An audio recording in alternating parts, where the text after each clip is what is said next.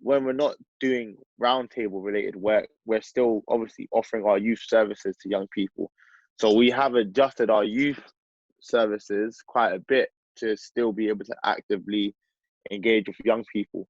So we've started up a number of different things.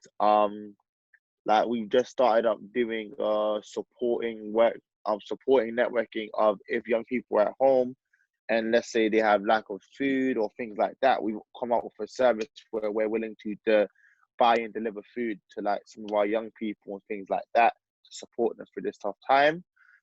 We've still got like CV workshops going on that we're doing online. We're offering training to some of our young people that are coming up in the work environment. So we've just literally started a trauma training, which we've got about 10 young people on with some of our staff.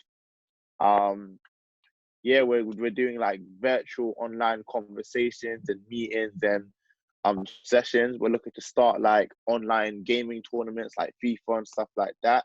There's a girls group that's literally in the midst that's about to kick off with us. We're in the middle of creating a youth-led podcast.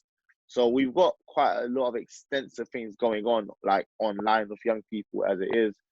We do like music workshops and things like that as well. So we are quite busy to this day, to be honest, with working with young people. It just unfortunately something just like the round table specifically just can't be done right now. To be honest, like, we're good with working online and it's like a new avenue what we're just going at, and even when this is all over, it'll still be an avenue we'll continue to go down. And yeah, I just can't wait to be back in the field in a sense, to be honest. So what are some of the issues that you guys are facing in terms of the needs of young people? Schools offer quite a lot of support to young people, and because young people haven't been at schools, I mean, one of the girl, the girl who's doing the girls group, was saying that she's getting lots of requests for sanitation packs and, feminine support because they would normally get that from the school. So she's putting packs together for the girls in the girls group so that they've got that support. But there's other things that the schools were supporting with that obviously now aren't happening as well. So those are a few other little bits that we're noticing, that young people are, needing and responding to.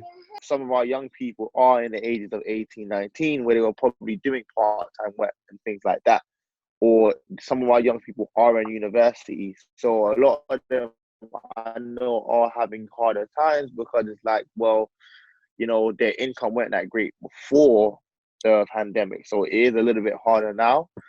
And then when it comes to some of the mental work we were doing with young people who potentially may have been going through trauma due to the unfortunate, like killings and things that have been happening, it's like for that small period of time, there was that breakdown of communication.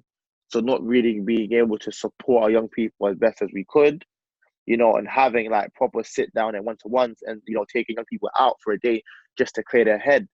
Things like that haven't been accessible to us. So it has definitely been a downside to the pandemic that, kind of did stunt our growth with the development of our relationship with certain young people. But, we rolled the punches and we're in that rebuilding process, of obviously creating and holding these